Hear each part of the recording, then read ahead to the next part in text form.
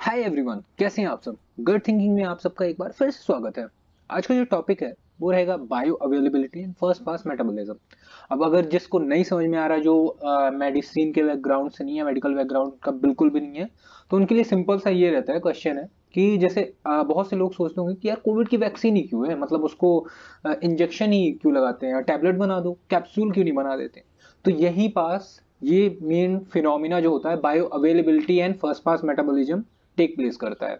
कैसे बताता हूँ, चलो। अपन ने ये पढ़ा था पिछली वीडियो में कि जब हम कुछ खाते हैं या कोई ड्रग लेते हैं तो क्या होता है, वो जाती है, डिजोल्व होती है, डाइजेस्ट होती है, एब्जॉर्प्शन होता है, ये सब कुछ होता है और उसके बाद एक्सक्रीट आउट हो जाता है। तो जैसे हमने कोई डोज लिया, ये रही डोज, यानी मतलब कोई ड्रग ली, ड्रग यहाँ से ली, ये गई यहाँ पास, यहाँ अंदर आई, यहाँ पास क्या हुआ, डिसइंटीग्रेशन यानी टूटना स्टार्ट हुई, उसके बाद डिजोल्व हुई, उसके बाद ये एब्जॉर्ब होती है। अब ये एब्जॉर्ब होती है तो इसके जस्ट बगल से, गट वॉल के बाद से कई कई कैपिलरीज होती हैं जिनसे ब्लड फ्लो करता रहता है। ठीक है, आप इसको यहाँ देख सकते हो, ये देखो। ठीक है, ये आपका डोज गया, यहाँ पास गट वॉल होती है, इससे पास करके फिर क्या होती है, ब्लड वेसल्स होती हैं। तो मोस्टली मैंने जो बताया था कि जब भी आप कुछ भी खाते हो, ठीक है, कोई भी डोज लेते हो, तो उसका एब्जॉर्प्शन होता है। एब्जॉर्प्शन कहाँ कहाँ से होता है, स्टमक से होता है, इंटेस्टाइन से होता है, लार्ज इंटेस्टाइन से होता है, स्मॉल से होता है, इस सब से होता है। और ये जाती कहाँ है, hepatic portal vein. Hepatic portal vein यानी वो वेन जो लिवर को जाती है, इसलिए इसको बोलते हैं हेपेटिक पोर्टल वेन। अब लिवर में जैसे ही गया तो लिवर क्या करता है, गार्ड है। आपको पता है, मैंने बताया था पिछले वीडियो में कि जो आपका मेन डोर होता है उसके प्रोटेक्शन करता है कोई बॉडी गार्ड, तो लिवर हमारी बॉडी का बॉडी गार्ड होता है। ये प्रोटेक्शन कैसे करता है, ये क्या करता है, कोई भी अगर फॉरेन सब्सटेंसेस होते हैं, कोई भी, चाहे वो ड्रग हुई, चाहे कुछ भी होता है, तो उनको क्या करता है, कंट्रोल करता है और उनका मेटाबॉलिज्म करता है। मेटाबॉलिज्म करने के लिए उसके पास कई तरह के एंजाइम होते हैं, कई तरह की प्रोसेसेस होती हैं। ठीक है, इसके थ्रू क्या करता है मेटाबॉलिज्म। मेटाबॉलिज्म में मोस्टली क्या होता है, मेटाबॉलिज्म में क्या होता है, जैसे कोई एक्स ड्रग है, ठीक है, तो एक्स ड्रग को ये कन्वर्ट कर देता है वाई ड्रग, वाई फॉर्म में उसके। ठीक है, ये एक्स है, ठीक है, इसको कन्वर्ट कर देता है वाई में। तो एक्स जो होती है, हमने जैसे एस्प्रिन लिया, ठीक है, एस्प्रिन लिया, पैरासिटामोल, तो ये होती है एक्टिव फॉर्म में। ठीक है, ये जितनी ब्लड में पहुंचेगी, ये एक्स एक्स वाला फॉर्म जितना ब्लड में पहुंचेगा उतनी उसकी एक्टिविटी हाई होगी। लेकिन लिवर क्या कर रहा है, इसको वाई में बदल रहा है, एक्स के कुछ अमाउंट को। ठीक है, मान लीजिए हमने 100 लिया तो ये लिवर क्या करेगा, इसके 20 मॉलिक्यूल को वाई में बदल दिया। और जितने बार ये लिवर से होके गुजरेगी, अब यहाँ पास कितने हुए, 20 वाई और 80 एक्स ड्रग बची है। ठीक है, अब क्या हुआ, ये मेटाबॉलिज्म हो गया। तो पहले हमारे पास 100x वाली ड्रग थी, 100x फॉर्म वाली ड्रग थी, अब अपने पास कितनी बची है, 20y फॉर्म में बदल गई है, 80x फॉर्म में बची है। तो यही जो 80x वाला फॉर्म होता है, यही वहां पास एक्टिवेट रहेगा, मतलब x फॉर्म ही एक्टिवेट रहता है। और ये 20 जो 20y वाला है, ये क्या होता है, इनएक्टिव हो जाता है, या बेसिकली ऐसा होता है जिसका मोस्ट ऑफ द केस में कोई इफेक्ट नहीं होता बॉडी में।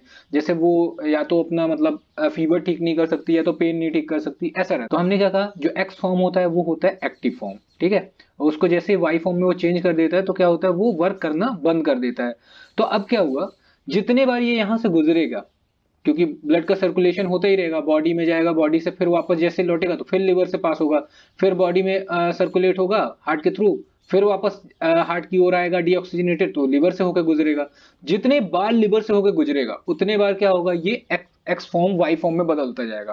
और जितने बार ये वाई फॉर्म में बदलता जाएगा, उसकी एक्टिविटी उतनी कम होती जाएगी, और एट द एंड क्या होगी, ये ड्रग थ्रू किडनी बाहर हो जाती है, या फीकस के थ्रू या तो यूरिन के थ्रू इसको बाहर कर दिया जाता है। बायो अवेलेबिलिटी जो वो होती है जो हमने ड्रग ली थी एक्टिव फॉर्म में, ठीक है, जितनी मतलब जो एक्स फॉर्म में हमने ड्रग ली थी, जितना amount of x form blood में पहुंच जाता है और सर्कुलेट होता है, ब्लड यानी बॉडी के हर एक पार्ट में पहुंच जाता है, वो कहलाता है बायो अवेलेबिलिटी उस ड्रग की, यानी अनचेंज फॉर्म में। देखो, it is the fraction of administrated drug that reaches the systemic circulation, यानी पूरी बॉडी में पहुंच जाए इन अनचेंज्ड फॉर्म, यानी उसी एक्स फॉर्म में।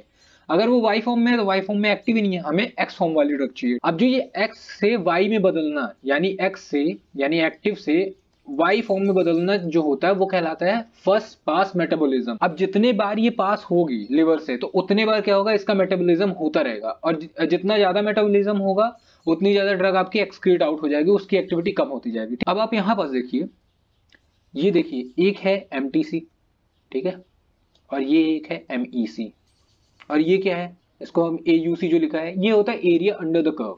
ठीक है, आप जैसे ये जो ऐसे बढ़ रहा है और फिर यहाँ पीक में जाके फिर घट रहा है, इसका मतलब क्या होता है, जब आपने ड्रग ली, ठीक है, ये कंसंट्रेशन का लाइन होती है, यानी जितनी अवेलेबल ड्रग है, यानी 100 mg है तो 100 mg यहाँ से स्टार्ट होगा 0 से, और ये टाइम है, टाइम का डोमेन, ठीक है, ये टाइम का डोमेन है।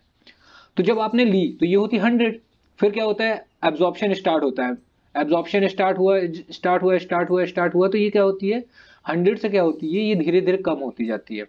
जैसे जैसे टाइम होगा ना, तो ये पहले 100 थी, 100 से क्या हुआ, आप यहाँ पास देखो तो ये मैक्सिमम जो रहता है 100 से क्या हुआ, कम होती जाती है, मान लीजिए जितना हुआ, तो ये मैक्सिमम जितना इसका एब्जॉर्प्शन हुआ, ठीक है, आप देखो इसका जितना एब्जॉर्प्शन हुआ, तो ये मैक्सिमम सी मैक्स में एब्जॉर्प्शन हुआ टी मैक्स टाइम पे। उसके बाद क्या होता है, हमने बताया था कि उसका मेटाबॉलिज्म भी हो रहा है, तो उसके साथ क्या होता है, मेटाबॉलिज्म क्या करता है, एक्सक्रीशन करने में मदद करता है, यानी बॉडी से ड्रग को बाहर निकालना भी उतना इंपॉर्टेंट होता है। अदरवाइज क्या होता है, अगर ड्रग बॉडी में ही एक्यूमुलेट होती रही, यानी जमा होती रह जाएगी ना, तो वो साइड इफेक्ट देती है।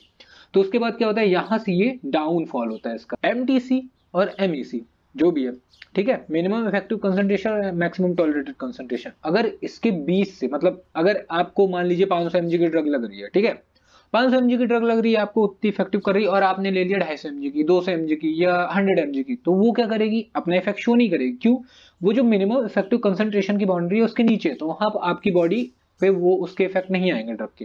पर अगर आपको 500 mg की ड्रग लग रही है और आपने क्या कर लिया, 1000 mg, 2000 mg या 1500 mg ऐसे ले लिया, तो क्या हो जाएगी, वो इस रेंज को क्रॉस कर जाएगी, मैक्सिमम टॉलरेटेड, ये सेफ कंसंट्रेशन होता है, ठीक है। अगर इससे ऊपर जा रहा है, मतलब आप एमटीसी की लाइन से ऊपर, तो आपको आएंगे एडीआर। एडीआर क्या होता है, एडवर्स ड्रग रिएक्शन, या आप सिंपल भाषा में बोल सकते हो साइड इफेक्ट, ओवरडोजिंग हो जाती है। बायो अवेलेबिलिटी जो हम कह रहे थे, यानी जितनी अनचेंज फॉर्म में ड्रग अवेलेबल है, कहाँ, सिस्टमिक सर्कुलेशन, यानी पूरी बॉडी में, वो होती है बायो अवेलेबिलिटी। जितना ज्यादा एब्जॉर्प्शन बढ़ेगा, जितना ज्यादा ड्रग एब्जॉर्ब होगी, उसकी बायो अवेलेबिलिटी भी इंक्रीज होगी, ठीक है। पर वहीं जितना फर्स्ट पास मेटाबॉलिज्म होगा, यानी जितनी एक्टिव ड्रग इनएक्टिव फॉर्म में होगी, तो ये क्या होगी, बायो अवेलेबिलिटी घट जाएगी। इसलिए जो बायो अवेलेबिलिटी होती है वो एब्जॉर्प्शन के डायरेक्टली प्रोपोर्शनल होती है, और जो बायो अवेलेबिलिटी होती है वो फर्स्ट पास मेटाबॉलिज्म के इनवर्सली प्रोपोर्शनल होती है, ठीक है। अब ये एक पॉइंट ये है कि आईवी जो ड्रग होती है, आईवी जो रूट होता है, जो आप इंजेक्शन लेते हो, उसकी बायो अवेलेबिलिटी 100% होती है।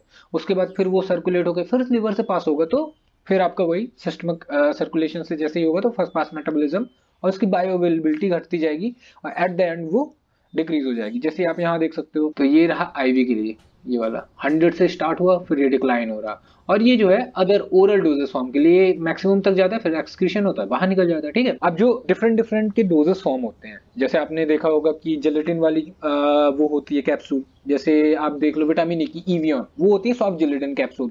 कुछ कैप्सूल होती है हार्ड जेलेटिन, यानी पाउडर उसके अंदर भरा रहता है, पाउडर फिल्ड कैप्सूल बोलते हैं। टैबलेट होती हैं, सिरप होते हैं, सस्पेंशन होते हैं। तो इनका बायो अवेलेबिलिटी इनकी कितनी कितनी होती है, तो जो सॉल्यूशन होता है उसकी सबसे ज्यादा होती है, उसके बाद होती है सस्पेंशन की, उसके बाद सॉफ्ट जेलेटिन कैप्सूल की होती है, उसके बाद पाउडर फिल्ड यानी हार्ड जेलेटिन कैप्सूल की, उसके बाद होती है कंप्रेस टैबलेट की, और सबसे कम जो होती है, मतलब ये धीरे धीरे इसका डिसोल्यूशन बहुत धीरे धीरे होता है, कोटेड टैबलेट होती है। उस पर कोई भी कोटिंग चढ़ा दो आप, वो क्या होती है, धीरे धीरे रिलीज करती है और धीरे धीरे उसकी अवेलेबिलिटी रहती है। इससे आप क्या कर सकते हो, एनडीडीएस भी बना सकते हो कोटेड ड्रग से, ठीक है, कोटेड टैबलेट से। एनडीडीएस यानी novel drug delivery system, sustain release, लंबे समय तक एक, मतलब जैसे होता है कुछ दवाएं होती हैं, मतलब जैसे आप कोई डायबिटीज का पेशेंट है, तो अगर आप उसका नॉर्मल मेटफॉर्मिन दे रहे हो, तो उसकी जो रहेगी उसको दिन में 2 बार लेना पड़ेगा 500 mg की। पर अगर आप सस्टेन रिलीज या एक्सटेंडेड रिलीज बनाते हो, तो उसको एक दिन में 1 डोज लेनी पड़ती है। वो बाय द कोटिंग और डिफरेंट प्रोसीजर के थ्रू ये किया जाता है। अगर आपको ये वीडियो अच्छा लगा, thank you so much for watching this video. आप प्लीज़ इस वीडियो को लाइक करिए, हमारे चैनल को सब्सक्राइब करिए, हो सके तो ज़्यादा से ज़्यादा लोगों को शेयर करिए, और आपको कंटेंट हमारा कैसा लग रहा है प्लीज़ बताइएगा। तब तक मिलते हैं नेक्स्ट वीडियो में, सी यू, टाटा।